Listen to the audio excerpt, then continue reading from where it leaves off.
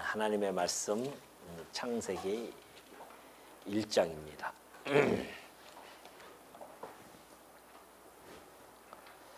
창세기 1장 27절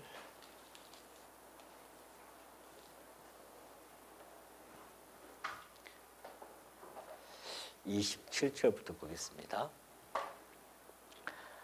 하나님이 자기 형상 곧 하나님의 형상대로 사람을 창조하시되 남자와 여자를 창조하시고 하나님이 그들에게 복을 주시며 하나님이 그들에게 이르시되 생육하고 번성하여 땅에 충만하라. 땅을 정복하라. 바다의 물고기와 하늘의 새와 땅에 움직이는 모든 생물을 다스리라 하시니라. 하나님이 이르시되 내가 온 지면에 씨 맺는 모든 채소와 씨 가진 열매 맺는 모든 나무를 너희에게 주노니 너희의 먹을거리가 되리라. 또 땅의 모든 짐승과 하늘의 모든 새와 생명이 있어 땅에 기는 모든 것에게는 내가 모든 푸른 풀을 먹을거리로 주노라 하시니 그대로 되리라. 하나님이 지으신 그 모든 것을 보시니 보시기에 심히 좋았더라. 저녁이 되고 아침이 되니 이는 여섯째 날이니라. 31절까지 봉독해 들었습니다. 지난 시간에 살펴보았듯이 하나님께서 마지막 날 드디어 모든 피조물들을 창조하시고 나서 이제 하나님의 형상 곧 하나님의 모양대로 인간을 남자와 여자를 창조하는 그런 모습을 우리는 살펴본 바가 있죠. 하나님의 형상이라고 하는 것은 하나님이 가지고 계신 그 의, 또 진리, 거룩함이라고 하는 그러한 형상, 그것을 하나님께서 만드셨고 그런 사람으로 만드셨고 뿐만이 아니라 정말 그 하나님의 가지고 계시는 그런 왕적인 그러한 기능을 또한 아담에게 주시는 그런 역사, 이것이 이제 하나님의 형상 안에 다 포함되어 있습니다.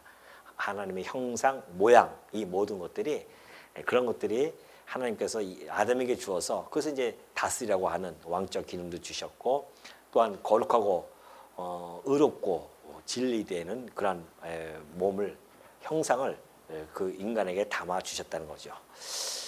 자, 이제 이렇게 해놓고 28절에 가니까 하나님이 그들에게 복을 주십니다. 이 복의 개념은 매우 중요하죠. 이 창세기 초반부터 시작해서 마지막 요한계시록까지 이 복이라고 하는 개념이 계속해서 나옵니다. 물론 이 복이라고 하는 것은 하나님께서 이 땅을 창조하시기도 전에 그 복을 주실 것을 하나님이 계획을 세우셨습니다. 그 복을 이제 이 피조 세계에서 드러내 주시는데요. 그 복이라고 하는 것은 언약의 방식으로 복을 주십니다. 그러니까 여기서 보면 그러잖아요. 복을 주시며 하나님이 그들에게 이르시되 그래요. 복을 주셔요. 그러면서 생육하고 번성하여 땅에 충만하라고 이렇게 약속을 해주십니다. 또 땅을 정복하라. 바다의 물고기와 하늘의 새와 땅에 움직이는 모든 생물을 다스리라. 그렇게 이야기하시죠. 그걸 보면은 복은 언약의 방식으로 주심이 틀림이 없습니다. 하나님께서 지금 아담에게 언약해 주시는데 그걸 그럼 언약의 방식을 볼 때에 복을 주신 거거든요. 그래서 복으로 이제 언약을 해 주신다는 얘기죠. 그래서 언약 내용은 이것이 이제 나라라고 그렇게 보여집니다. 한번 살펴보면은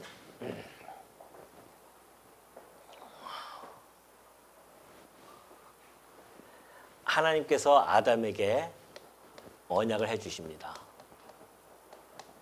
이 하나님이 아담에게 하시는 이 언약은 우리가 신학적으로도 매우 중요한 의미를 띠고 있죠.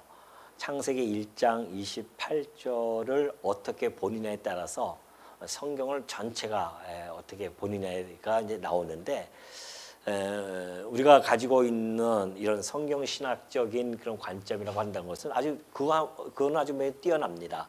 왜냐하면은 이 아담에게 하셨던 이 1장 28절을 언약의 개념으로 본다고 하는 것은 이것은 요한계시록까지 이것이 하나의 그 논리적인 통일성을 확보하는 그 일관된 일관성을 가지게 되어지죠. 그래서 이것을 일반 우리 개혁 신학에서는 이제 주로 그 문화 명령이라고 해서 땅을 경작하라고 했으니까는 경작을 해야 되고 우리가 문화를 펼쳐나가는 그러한 의미로서 그렇게 이야기하지만은 물론 그것은 그 나라 언약에 다 포함되어져 있습니다. 그러나 너무 협소하죠. 그래서 더 넓은 의미로 보면은 이 언약의 개념으로 봐야 이것이 성경 전체를 풀어나가는데 매우 유용하고요. 그 성경 요한계시록까지 하나의 구슬을 꿰는 그러한 논리가 되어질 수 있다는 겁니다. 그래서 이제 우리가 이 아담의 이 하셨던 이 말씀을 언약으로 봅니다. 그동안 우리가 이 1장 28절을 이제 3대 언약이라고 해서 그렇게 해서 우리가 설명을 그동안 해왔었죠. 그러나 그 3대 언약이라고 하는 의미는 사실상 이 구약 성경 전체를 구조적으로 보기에는 약간 좀 한계가 있습니다. 그래서 이후에 이제 이 나라라고 하는 이 언약을 3대 언약보다는 나라라고 하는 언약, 나라 언약이라고 하는 그것을 개념화시키는 것이 매우 중요함을 우리가 이제 깨닫고 우리 전임 목사님이었던 이동수 목사님도 늘 그런 말씀하셨을 거예요. 나라에 대한 개념으로 다시 개념화시킨 거, 그건 매우 중요합니다. 그래야 이제 율법이 자리매김을 제대로 할 수 있습니다. 모세에게 줬던 그 모세의 언약, 곧 율법에 대한 자리매김이 되어지거든요. 이 율법은 아주 중요한데 이 율법이 이 자손, 땅, 통치라고 하는 이 3대 언약 개념 하위 주제로 들어가는 그러한 들어가게 되어지면은 성경 전체의 구조가 한계점을 갖는다는 겁니다. 그러나 나라라고 하는 이 개념을 갖게 되어지면은 이 모세 율법이라든가 이 의라고 하는 이런 것들이 상위 주제로 떠오를 수 있다는 겁니다. 그래서 자 이제 하나님께서 아담에게 복을 주셔요.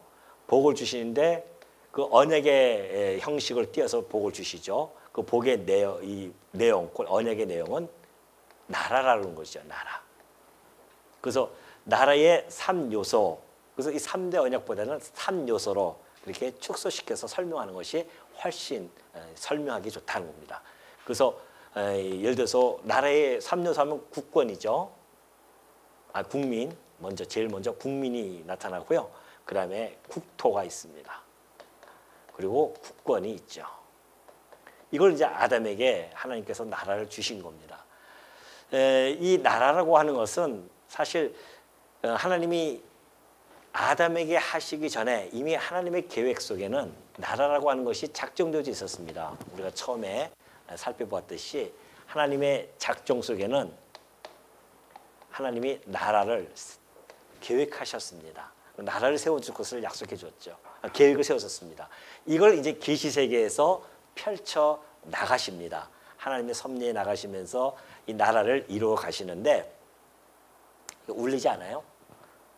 나만 울리는 건가? 거기 한번 켜 있습니까? 혹시? 거기 있죠? 이 나라라고 하는 것이 이제 하나님의 작정되어진 것을 이 땅에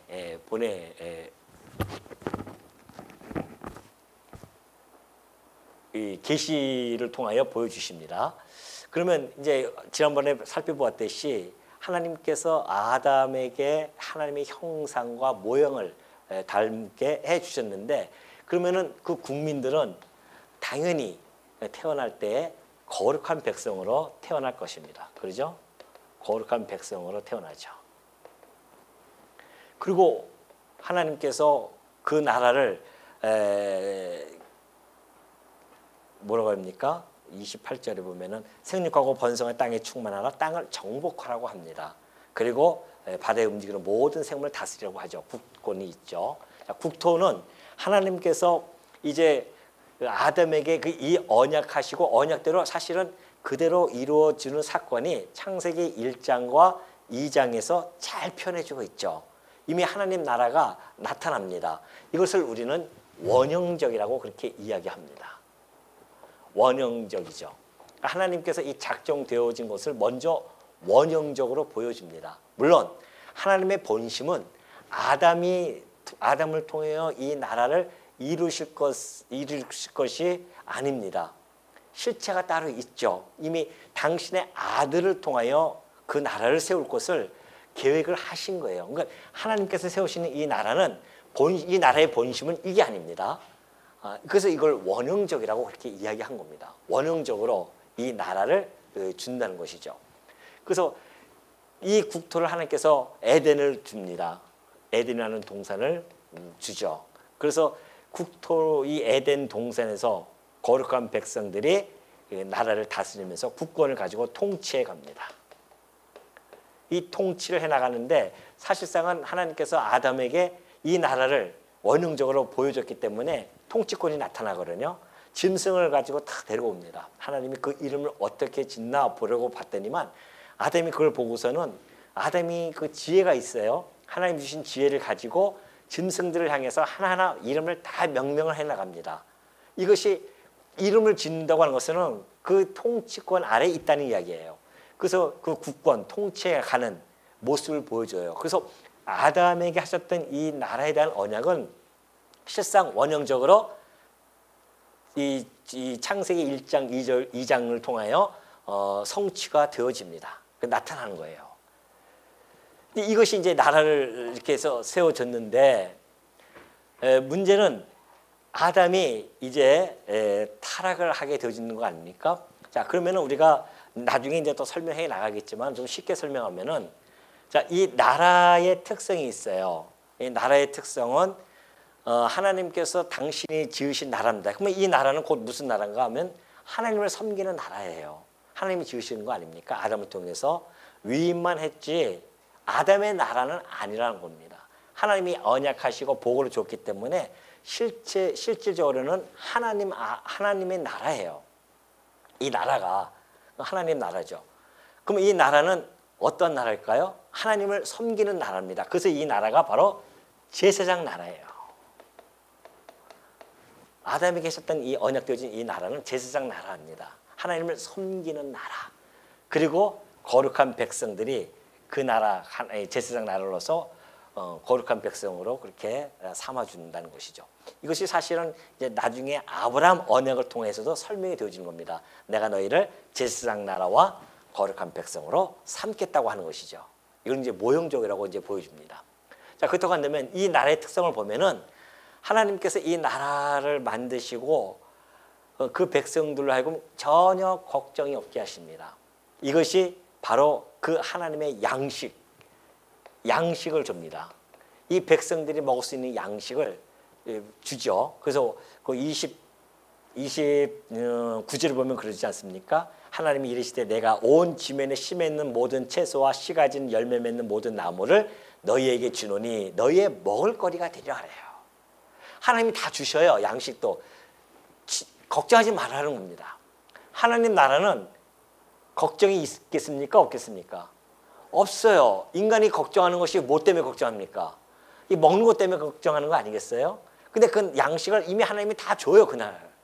아담이 아무 걱정 없습니다. 또 아담이 태어날 그 후손들도 사실은 아무 걱정 없이 그냥 주시는 그 하나님이 주신 거 먹으면서 살아가는 겁니다. 그것이 하나님 나라의 특성이에요. 걱정 없이 살아가는 나라, 즐거움 속에서 살아가는 나라, 먹을 것 때문에 염려하지 아니하는 나라가 이런 나라입니다. 이 양식을 주줘요. 그리고 이제 2장으로 넘어가면은 그 나라에게 뭘 줍니까? 그 나라의 특성이 안식이에요. 하나님께서 제7날 안식을 이루시는 것은 하나님 나라의 특성을 보여줍니다. 안식을 다 누리게 살 수 있도록 평안함을, 평강을 누리면서 그 하나님 나라는 이미 이 원형적으로도 이렇게 보여준 겁니다. 너희를 양식 걱정하지 마라. 그리고 너희는 나라는 안식 안에서 편안하게 평강 가운데서 그렇게 거룩한 백성들이 이 에덴에서 이렇게 통치하면서 살아가는 것, 이것을 하나님께서 이미 원형적으로 보여줬습니다. 그런데 이제 문제는 타락이라고 하는 것이 불쑥 나타났어요. 인간이 타락했단 말입니다. 물론 이 나라에 법이 있어요.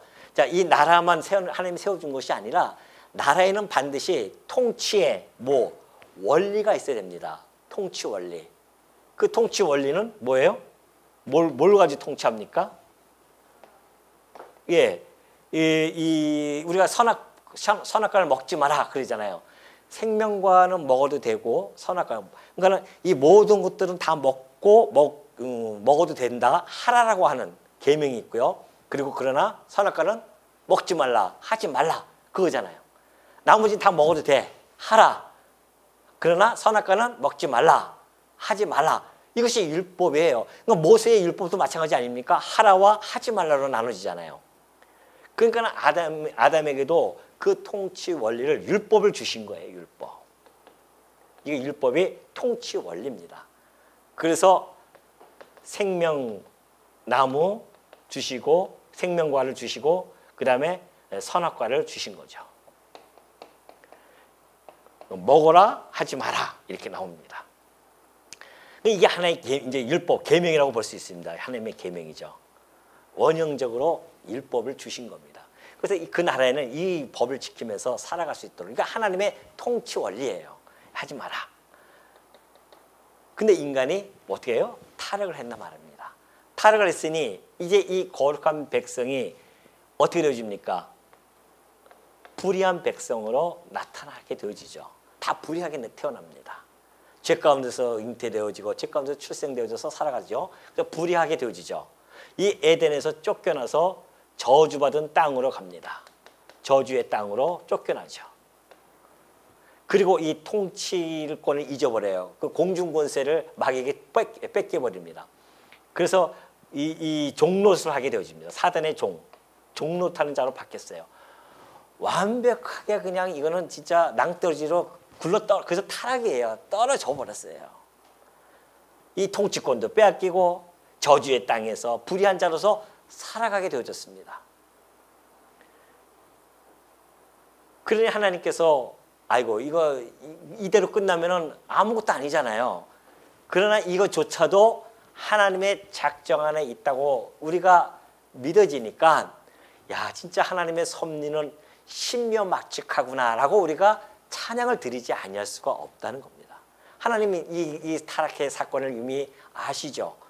그래서 하나님께서는 이들이 이러한 상태에 빠져 있는 이들, 허물과 죄로 죽었던 이들에게 하나님께서 새로 하나의 복음을 주시는데 그것이 바로 가죽옥 사건입니다. 가죽옥. 이것이 일종의 규례입니다. 그래서 하나님께서는 이 계명과 이 규례를 통해서 계명을 범하여 이들이, 그런데 하나님께서 가죽옥 사건을 통해서 규례를 통해서 그들에게 생명을 얻을 수 있는 길을 열어주시죠. 이것이 이제 타락 후에 모든 인간들의 사건이었습니다. 이제 이 불의한 자도로 계속 태어나고 저주의 땅에서 살고 이 종로를 어떻게 보면은 하나님께서 아담에게 하셨던 이 언약, 이 원형적인 나라가 상실되어지고 이것이 무너져 버렸어요.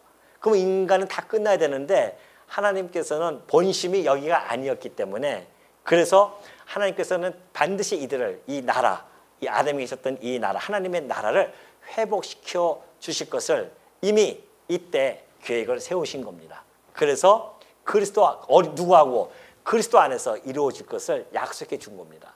그래서 그리스도 안에서 거룩하고 흠이 없게 해주신다는 약속을 이미 여기서 당신의 성자 하나님과 영원한 언약을 맺으신 거죠. 그것도 안 되면 지금 이제 인간이 이렇게 되어져서 태어나서 이런 불의한 자들이 불의한 나라가 있을 수밖에 없습니다. 제사장 나라가 아니에요. 다들 하나님을 모르는 나라들이 세워지고 하나님을 떠나서 죄 가운데서 세워진 나라들입니다. 하나님은 원래 이 제사장 나라를 만들려고 했는데 안 됐단 말입니다. 그러니까 하나님께서는 이제는 둘째 아담, 곧 예수 그리스도죠. 둘째 아담, 이 예수 그리스도를 통하여서 이 나라, 아담에게 해줬던 이 제사장 나라를 세워줄 것을 하나님께서 약속을 해준 겁니다. 이것이 이제 이 나라는 예수 그리스도를 통하여 이루어질 나라는 하나님 나라는 나라죠. 이 나라는 실체적인 나라입니다. 실체. 이 나라죠. 자, 이 나라를 그럼 하나님께서 이 나라를 세워 주시기 전에 이 타락되어진 이런 곳에서 하나님이 반드시 이 나라를 회복 주실 것을 누구를 통하여 하나님께서는 설명해 가냐면요. 그것이 이제 아브라함이에요. 여러분이 잘 알고 있는 아브라함. 아브라함 언약입니다. 이것이. 하나님께서 택해서 아브라함을 한 명을 택해서 이 나라에 대한 언약을 해주죠. 이것이 바로 모형적으로 보여줍니다. 그래서 이 나라를 통해서 하나님께서 나라를 세워주겠다 약속을 해놓고 그들을 어디로 끌고 가냐면은 애굽으로 끌고 가버려요. 그리고 거기서 유월절 어린 양을 통하여서 건져냅니다. 그리고 그들에게 해줬던 약속이 뭡니까?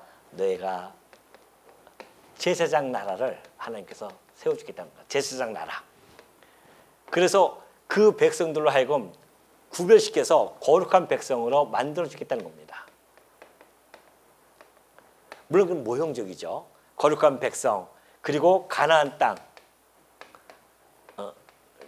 땅을 주시고 뿐만이 아니라 왕을 세워주어서 그 나라, 제사장 나라를 세워주겠다고 아브라함에게 언약을 해주시죠. 그래서 이 아브라함 언약은 모형적인 겁니다. 모형적으로 이루어지는 것이죠. 그래서 정말 그들을 유월절 어린 양을 통하여 거룩하게 그들 건져내서 제사장 나라로 삼아서 하나님을 섬길 수 있도록 그렇게 나라를 세워주십니다. 근데 그 나라 역시 완전한 나라가 아니잖아요. 모형적이란 말입니다. 그래서 그 제사장 나라로서 거룩한 백성이 되어지는 데에 사실은 실패를 하죠. 그래서 그 포로 다 끌려가는 거 아니겠습니까? 하나님을 섬기라고 했더니만 하나님을 섬기는 것이 아니라 완전히 우상으로 섬기게 되어지죠. 그래서 불의한 백성으로 살아간단 말이죠. 그래서 그들을 바빌론으로 포로로 끌려가는 겁니다. 다시 말해서 이 인간들의 하나님께서 이 아브라함에게 했던 이 언약은 모형적이기 때문에 완벽하게 실체적으로 나타나는 것은 아닙니다. 단지 모형이에요. 그러니까 이것은 이 이스라엘 백성들은 이것이 자기네들의 실체적인 나라인 줄 알고 착각을 했어요. 이제 우리가 하나님의 나라를 세워졌다. 우리는 제사장 나라다. 근데 안 되잖아요. 왜? 이 나라의 통치 원리가 뭡니까? 이거 율법이거든요. 아니 이때도 율법으로서 이 원리를 지키지 못해서 이렇게 타락했는데 여긴 더 하겠죠. 안 된단 말입니다. 그래서 이제는 하나님께서는 이 나라가 아니라 바로 이 거룩한 백성을 통해서 오는 예수 그리스도. 그러니까 이게 모형적으로서 그 기능을 다 한 겁니다. 그래서 이제 실체적으로 예수 그리스도를 보내서 그 나라를 세워준다는 것이죠. 이제 이것을 우리는 하나하나 좀 말씀을 보면서 정말 그러한가? 왜 이 나라는 실체적인 것은 신령적인 것입니다. 신령적. 영적인 것이죠. 이건 육체적인 것이라 직접 보입니다. 그러나 이것은 신령적인 것이고 영적인 것이기 때문에 눈에 안 보여요. 그냥 이거 우리가 지금 현재 나라의 모습이 안 보이지 않습니까? 그러나 이것이 영적인 것이기 때문에 우리 눈에 보이지 않지만 그러나 그 나라는 반드시 지금 현재 진행 중이고 완성이 되어질 것이다. 이것을 믿는 자들이 바로 이 나라의 거룩한 백성입니다. 거룩한 백성. 자, 그러면 이 거룩한 백성은 어떻게 이루어지는가? 예수 그리스도를 통해 어떻게 이루어질 것인가? 여기에 대해서 우리가 하나하나 살펴볼 것인데요. 자, 이사야서 11장 1절에 보면은 하나님께서 이때 당시에요. 이제 아브라함 이후에 모세 지나가고 그때에 선지자를 하나 보내서 이새의 줄기에서 곧 아브라함의 아들인 이삭의 줄기에서 한 싹이 날 것인데 그 뿌리에서 한 가지가 나서 결실을 할 것이다 그래요. 그 뿌리에서 한 가지가 나요. 그래서 그 가지를 통하여 결실할 것이다. 이것이 이제 생육하고 번성되어질 것. 그럼 어떻게 생육하고 번성되어질 것인가? 우리처럼 육신적인 것이 아니라고 했습니다. 그러니까 어떻게 할 것인가? 이 영적인 것이기 때문에 요한복음 3장 3절 보면은 예수께서 대답하여 이르시되 진실로 진실로 내게 이르노니 사람이 거듭나지 아니하면 하나님의 나라를 볼 수 없어요. 다시 말해서 하나님 나라 백성이 되기 위해서는 뭐 해야 된다? 거듭나야 됩니다.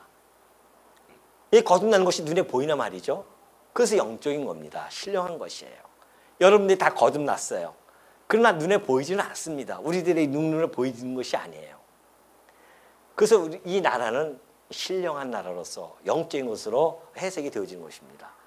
그럼 이거 어떻게 우리가 어떻게 되어지는 것인가? 베드로전서 1장 23절 보니까 너희가 거듭난 것은 썩어질 씨로 된 것이 아니요 썩지 아니할 씨로 된 것이니 살아있고 항상 있는 하나님의 말씀으로 되어졌다는 겁니다. 하나님의 말씀으로 되어져요. 그러니까 하나님의 말씀이 누굽니까? 예수 그리스도 아니겠어요? 예수 그리스도를 통하여서 거듭난 거룩한 백성들이 나타나게 되어집니다. 그 나라가 2000년 전에 예수님이 오셔서 드디어 그 신령적인 나라, 실체적인 나라를 이루기 시작합니다. 이 나라는 하나님께서 말씀해 주었듯이 내가 너희들에게 신령한 복, 예배소서에 나오잖아요. 신령한 복을 우리에게 주신다고 했습니다. 그 신령한 복이 뭐냐? 하나님의 이 나라의 백성이 되어지는 것. 여기서 이 복이 상실되어졌지만은 예수 그리스도를 통하여 그 신령한 복이 우리에게 주어지는 겁니다. 다시 회복이 되어졌어요. 그래서 예수 그리스도를 통하여 그 나라가 드디어 거룩한 백성으로서 점점점 퍼져나가고 있습니다. 그것이 바로 여러분과 저입니다. 그 실체적인 나라의 백성으로서 우리가 지금 여기 앉아 있는 거예요. 이것이 요한계시록을 통하여 보면은 완벽하게 그 나라가 완성되어졌을 때의 모습 보면은 이제 하나님 보좌 앞에서 그의 백성들이 거룩한 백성들이 그 하나님을 찬송하는 모습을 딱 보여줍니다. 그래서 이것이 창세부터 요한계시록까지 일목요연하게 하나의 이 궤를 따라서 쭉 뻗어나가야 됩니다. 그래서 이 하나님 나라라고 하는 개념이 그래서 매우 중요하죠. 물론 이 신학계에서는 그 하나님 나라에 대한 중요성을 이미 알고 이 구속에 대한 구속사에 대한 그 개념 속에서 있다가 좀 더 큰 주제가 있을 것이다 해서 이제 하나님 나라에 대해서 이렇게 이야기하고 연구를 많이 하고 있거든요. 그런데 그 하나님 나라는 이 아브라함서부터 시작되어집니다. 근데 우리가 가지고 있는 강점은 이게 아담 언약, 이 원형적 원형적인 이 언약까지 올라가야 이것이 이제 영원한 작정 속에서 이루어진 것과 이때부터 시작되어진 것을 창세기에서 보여주시고 그리고 모형적으로 아브라함부터 보여주시고 마침내 이 신약 시대 때에 실질적으로 드러내 주시고 요한계시록을 통하여 완성시킴으로 말미암아 하나님이 이 작정했던 나라가 완벽하게 성취가 되어지는 겁니다. 이런 개념 속에서 우리가 성경을 보면 한 줄로 쭉 꿰뚫을 수가 있지 않습니까? 그래서 결국은 우리가 하나님께서 영원한 작정 속에서 우리를 거룩하고 흠이 없게 하신다는 그 약속의 말씀이 바로 이거였구나라는 걸 알 수 있죠. 이 과정이 필요한 거예요. 이 타락의 과정이 필요했고 이거 왜? 하나님께서 작정 속에 나타나 있는 이 나라의 본심은 이 원형적인 것도 아니고 모형적인 것은 더더욱 아니며 당신의 아들을 통하여 세우실 그 제사장 나라, 그 나라가 본심이었기 때문에 그렇습니다.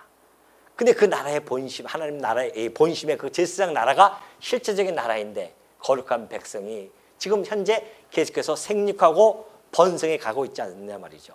이것이 아담에게 약속했던 그 약속대로 생육하고 번성하라 했던 그것이 실체적으로 지금 이루어지고 있는 현장이다. 그러니 이런 모습을 보면은 우리가 지금 알고 있는 이 진리의 체계가 얼마나 탄탄하고 구조가 견고한지 이렇게 알아야 우리가 흔들리지 않는답니다. 신앙이. 그냥 예수 믿고 구원받는 거 물론 그거 아주 중요하죠. 그것이 그 거룩한 백성이 되어지는 아주 중요한 과정이니까. 그러나 그것도 역시 이 하나님의 나라라고 하는 관점, 하나님께서 세우시는 그 나라, 그걸 갖다가 그런 관점으로 봐야 이것이 정말 우리 피부적으로 와 닿을 수가 있는 겁니다. 야, 내가 지금 그 하나님의 작정과 그리고 그 약속 속에 그 백성으로서 지금 내가 선택을 받아서 이 거룩한 백성이 되어져 가고 있구나. 지금 계속 그 생육하고 번성이 계속해서 이루어지는 중입니다. 아직 완성은 아니죠. 그리고 바울도 얘기했듯이 우리가 지금 이런 것들이 눈에는 드러나 보이지 않지만은 그냥 반드시 이것이 드러날 것이다. 이게 지금 신령적이라 우리 눈에는 드러나지 않죠. 그러나 하나님 나라가 완성되어질 때 우리가 거룩한 백성으로서 그리스도의 흰옷을 입고 주님을 찬송하는 것, 이것이 이미 요한계시록에서 보여줬기 때문에 우리는 그 믿음을 바라보면서 소망을 가지고 살아가는 중입니다. 또 하나는 그러면 이제 그 땅을 정복하는 것도 마찬가지입니다.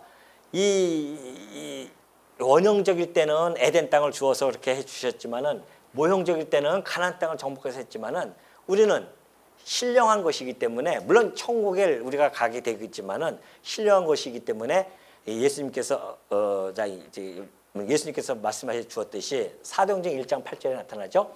오직 성령이 너에게 임하시면 너희가 권능을 받고 예루살렘과 온 유대와 사마리아와 땅끝까지 이르러 내 증인이 되리라 그랬습니다. 땅끝까지 내 증인이 될 것이다. 그러니까 땅끝까지 이 복음이 전파가 되어진다는 것이죠. 이것이 바로 땅을 점령해 가는 그런 신령적 의미를 담고 있죠. 실질적으로 막 땅을 우리가 점령하는 그런 것은 육적인 것이고 그걸 보여줬어요. 모형적으로 가나안 땅을 점령하는 것을. 가나안 땅을 점령할 때 그 땅을 하나님도 그 가나안 백성을 왜 그렇게 무참하게 가서 점령하는가? 그 땅을 왜 너무 공의롭지 못하지 않습니까? 라고 이야기하는 자도 있습니다. 하나님께서 이 가나안 땅을 점령하는 것은 하나님의 약속이 있지만은 그러나 명분이 분명합니다. 왜냐하면 이 가나안 땅에 죄악에 관영했기 때문에 그래요. 심판이에요, 이게. 이스라엘 백성들이 가나안 땅을 점령하는 것은 심판의 그게 지금 과정입니다. 그 땅을 심판하는 겁니다. 하나님을 떠나고 우상을 숭배하면서 죄악에 관여했기 때문에 그래요. 그러니까 400년 동안 너희들이 그 땅에 애굽에 가 있으라. 그러니까는 왜 그럴까요? 그랬더니 아직 그들의 죄악에 관여치 않았다는 겁니다. 때가 차지 않았어요. 죄가 차지 않았다. 430년이 흐르고 나서야 그 죄가 다 가득 찼어요. 하나님께서 그 땅을 드디어 심판해 가시는 겁니다. 심판의 개념으로 봐야 돼요, 이걸. 그 죄악에 대한 심판입니다. 그 도구를 당신의 거룩한 백성들을 통하여서 심판해 가는 것이죠. 그것처럼 오늘 이 거룩한 백성들을 통하여 어떻게 해요? 땅끝까지 증인이 되어져서 지금 점령해 가고 있는 중입니다. 땅을 향해서. 그래서 또 누가복음 24장 47절 보니까 또 그의 이름으로 죄 사함을 받게 하는 회개가 예루살렘에서 시작하여 모든 족속에게 전파될 것이 기록되었으니 그러잖아요. 예루살렘부터 시작해서 모든 족속에게 전파되어질 것. 이런 것들이 신령적 의미로서 땅 정복이라 그렇게 이야기할 수 있습니다. 땅 끝까지 증인. 땅 끝까지 점령해 나가는 것. 전도가 되어지는 것. 이것이 이제 나라를 이루어가는 하나의 과정이었다. 이 통치에 대한 부분도 마찬가지입니다. 통치의 부분도 에베소 1장 26절을 보면은 모든 통치와 권세와 능력과 주권과 이 세상뿐 아니라 온 세상에 일컫는 모든 이름 위에 뛰어나게 하시고 또 만물을 그의 발 아래 복종하게 하시고 또 만물 위에 교회의 머리로 삼으셨느니라 그래요. 하나님께서 예수님을 만물을 그 발 아래 복종하게 하셨어요. 그 교회의 머리로 삼으셨단 말이죠. 그러면서 예수께서 나와 말씀하여 이르시되 하늘과 땅의 모든 것을 내게 주셨다고 이렇게 선포하십니다. 예수님께서 하늘과 땅의 모든 권세를 하나님이 내게 주셨다. 아담이 잃어버렸던 그 국권, 그 통치권을 예수 그리스도를 통하여 다시 회복이 되어집니다. 그래서 통치에 가십니다. 땅의 권세, 통치권을 가져오시죠. 그 예수님께서 그 통치권을 교회의 머리가 되셨으니까 그 통치권을 지금 현재 다스리고 계십니다. 그러나 역시 이것도 눈에 보이질 않아요. 하나님이 예수님이 통치하는 것이 실질적으로 이런 모형적으로 이렇게 나타나서 예수님이 내가 통치한다 해서 나라를 세우고 그런 게 아니란 말입니다. 왜? 실체적이지만은 신령적인 거기 때문에. 그래서 여전히 그 하늘 지상 이 하늘에서 하나님 예수님께서 이 지상에 있는 당신의 교회의 머리가 되시고 이 교회를 다스릴 뿐만이 아니라 더 나아가서는 이 모든 우주 만물을 다스리는 그 통치권을 가지시고 통치해 가고 계신다. 이런 걸 봤을 때에 분명하게 지금 이 하나님의 나라의 실체가 예수 그리스도 통해 이루어질 것은 틀림이 없고요. 그 더불어서 당신의 백성들도 예수 그리스도와 더불어서 왕노릇하면서 제사장 왕 같은 제사장으로서 왕노릇하며 살아가게 되어집니다. 이러한 지금 성경의 전체적인 구도 속에서 설명해 가고 있는 것이죠. 그럼 이 나라의 통치법은 뭘까요? 이 나라의 통치법은 이게 사랑의 법 아니겠어요? 여기 율법 이것도 역시 사랑의 법이죠. 역시 율법이 또 하나님 사랑, 이웃 사랑으로 나눠지니까 하나님 사랑, 이웃 사랑. 그럼 이 모형적인 나라는 이 율법을 지키지 못합니다. 이것도 이제 요 부분은 율법에 대한 부분은 2장에 넘어가서 제가 더 상세하게 설명해 갈 겁니다. 여기 지금 나라 중심으로 제가 설명해 드립니다.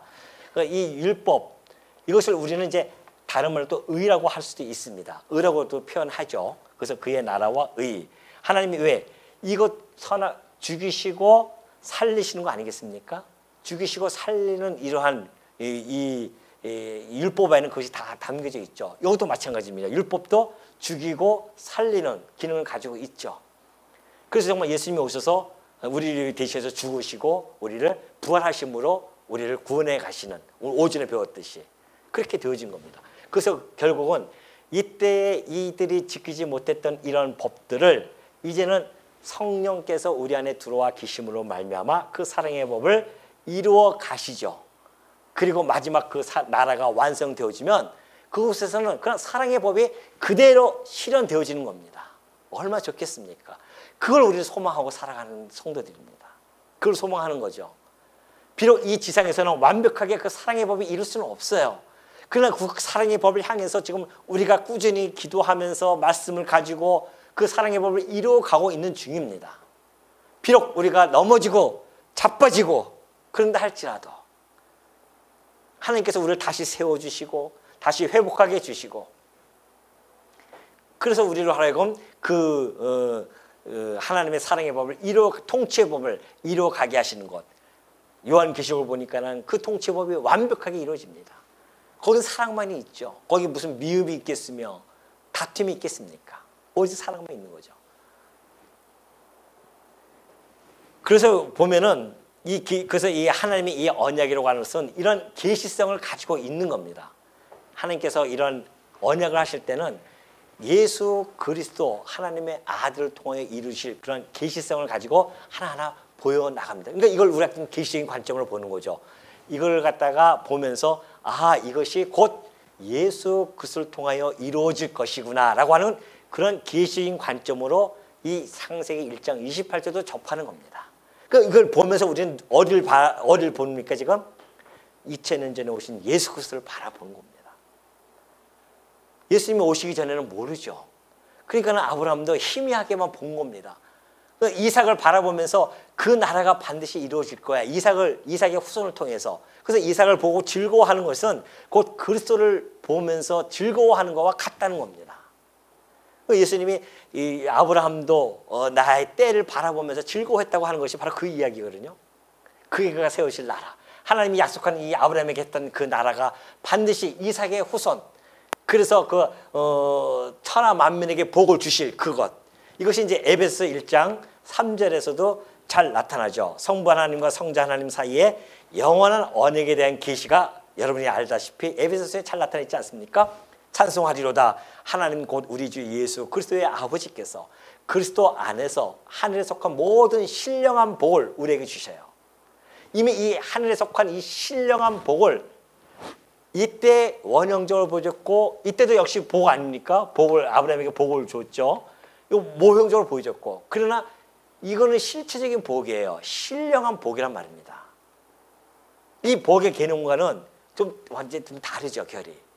이건 모형적으로 이 땅에 육신적으로 보여준 거고 이거는 하늘의 신령한 복입니다.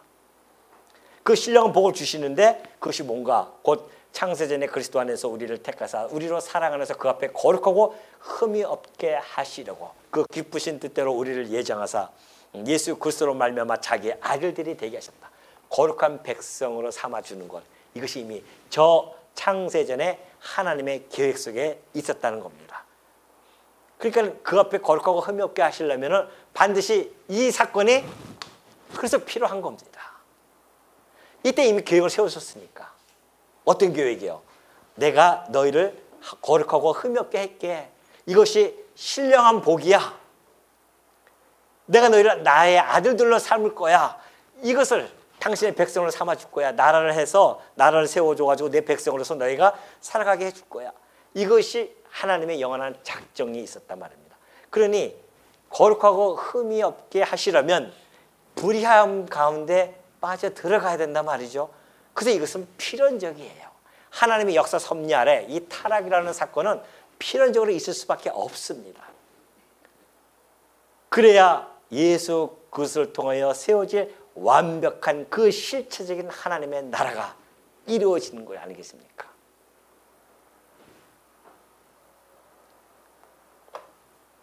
그래서 하나님의 이 약속 언약에는 절대성도 함께 포함되어 있는 겁니다. 그러니까 하나님의 절대성을 가지고서는 약속하면 그 약속은 반드시 이루어질 수밖에 없죠. 그리고 이 복이라고 하는 것은 은혜성을 가지고 있지 않습니까? 그냥 은혜로 주신 거예요. 우리가 갖는 이 신령한 복, 이 하나님께서 신령한 복, 이 복도 역시 마찬가지입니다. 이것도 하나님이 은혜로 주지 아니하시면 안 됩니다. 그러니 오늘 여러분과 제가 신령한 복을 받은 자로서 하나님의 아들들이 되어지고 하나님 앞에서 거룩하고 흠이 없는 자로 그의 나라, 제사장 나라, 이게 제사장 나라 아닙니까? 이게 실체적인 나라, 이 제사장 나라의 거룩한 백성으로서 우리가 지금 부름을 받고 살아가고 있다고 하는 것.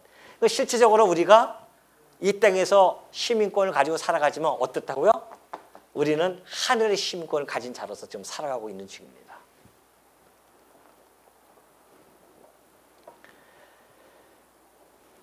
자, 이러한 나라, 아까 얘기했듯이 29절 보면 그러죠. 그러면 하나님께서 29절과 30절 보면은 하나님이 내가 온 지면에 심에는 모든 채소와 씨 가진 열매 맺는 모든 나무를 너희에게 주노니 너희의 먹을거리가 되리라 그래요.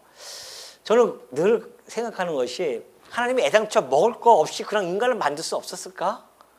그럼 얼마나 멋이 있겠습니까? 막 먹을 것 때문에 배고파가지고 막 그렇게 우리가 막 허겁지겁 먹을 필요도 없고. 저는 모르겠어요. 우리 성도님 같이 이렇게 밥 먹을 때는 모르겠는데 혼자서 이렇게 밥 먹을 때는 철학한 생각이 들어요. 이거 꼭 이렇게 먹고 살아야 되는가? 이런 생각이 든단 말이죠.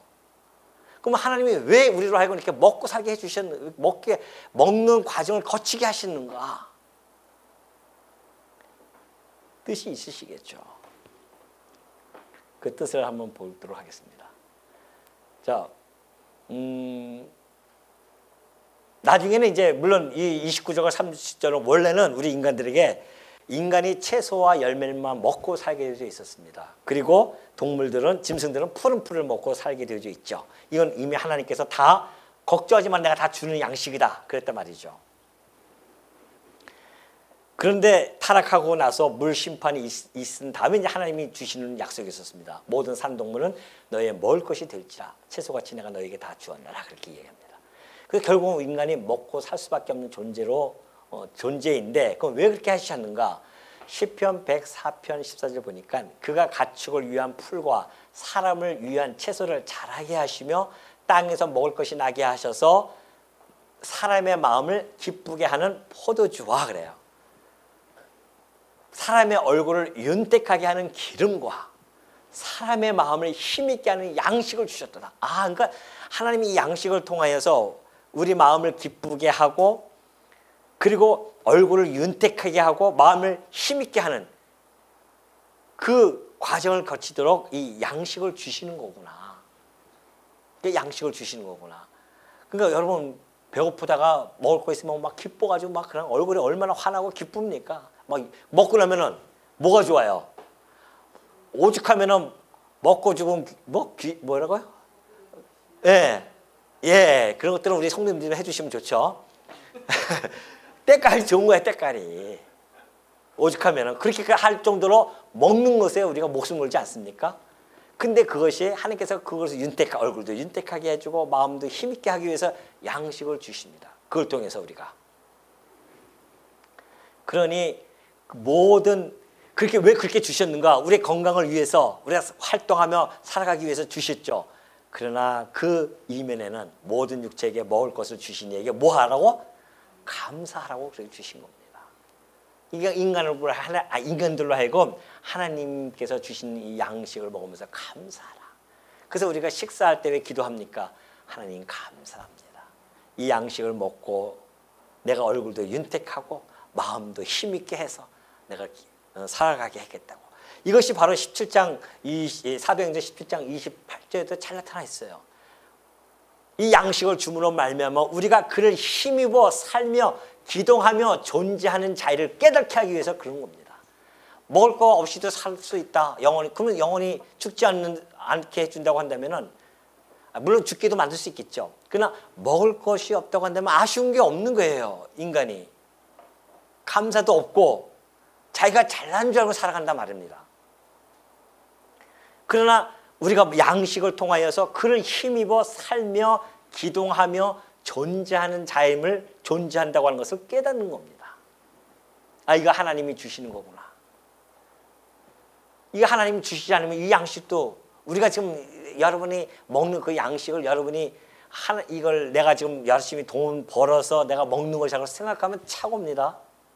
하나님이 여러분에게 건강을 주셔서 활동할 수 있게 해주시고 그 활동의 결과로 우리가 돈을 얻어서 양식을 사서 먹는 그런 모든 일련의 과정이 하나님의 철저한 그 은혜를 깨닫게 하고 감사케 하기 위한 과정이었습니다.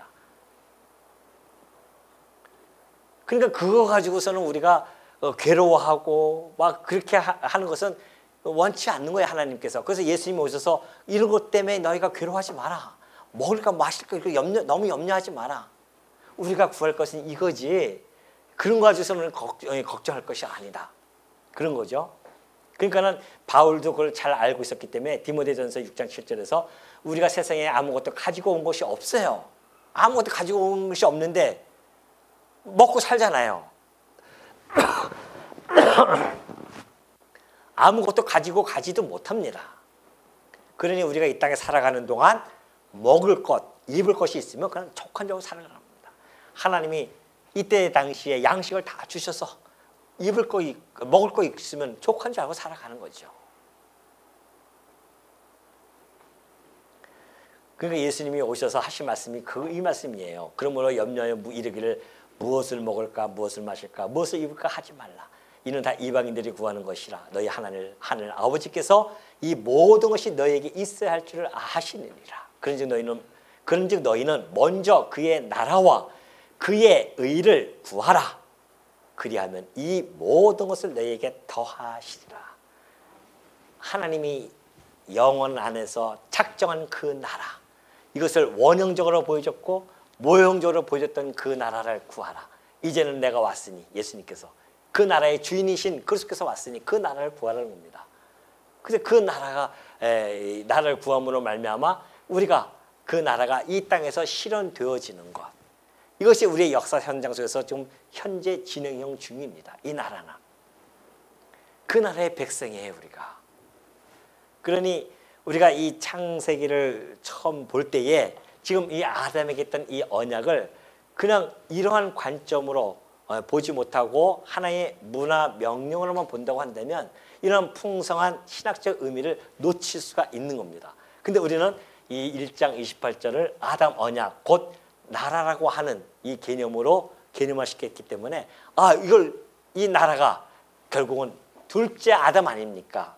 둘째 아담이 세우실 그 나라의 원형이었었구나. 그리고 이것은 실체로 이루어지구나. 아브라함 언약은 모형으로 육신적으로 보여준 것이었구나. 근데 이 모든 나라는 하나님이 영혼 안에서 작정되어진 나라였구나. 그러니 그 나라의 백성은 이미 이때 거룩하고 흠이 없는 백성으로서 하나님이 선택되어졌는데 그 나라 백성이 바로 여러분과 저라는 사실. 예? 오전에도 했잖아요, 우리. 어떻게 우리가 이 하나님의 이 역사 섭리를 바라보면서 감사와 찬양이 안 나올 수 있겠냐 말이죠. 무엇이 중요한디? 그러잖아요. 무엇이 중요한디 진짜. 이 나라, 그의 나라와 의를 우리에게 주신 그 하나님. 그래서 우리가 지금 이 사랑의 법을 지켜나가면서 이것이 하나님의 의 아니겠어요? 이 율법이 하나님의 의란 말입니다. 그래서 이 의를 통하여서 우리가 지키지 못해요, 다.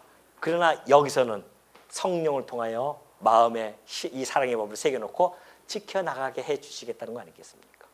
비록 더딜지라도 한 걸음 한 걸음 가면서 우리가 사랑의 법을 지켜나가고, 그러나 우리의 소망은 뭡니까? 하나님 나라가, 이 제사장 나라가 완벽하게 이루어졌을 때에, 완성되어졌을 때에 거기서 영원토록 하나님만을 섬기는 나라, 거기서 거룩한 백성들이 그 천국 안에서 마음껏 왕노릇하면서 살아가는 그 나라를 소망하기 때문에 이 땅에서도 이 사랑의 법을 지켜나가면서 이길 수 있는 것, 이것이 성도에게 주어졌다는 것을 꼭 여러분 마음속에 간직하시고, 하나님 나라의 백성으로서 화평과 즐거움을, 그리고 소망 가운데서 환난 속의 인내 속에서 연단, 그래서 하나님 자녀로의 자격이 주어져서 그 하나님이 주시는 그 영원한 것들을 소망하면서 살아가시는 주의 종들이 되어지시기를 당부드립니다.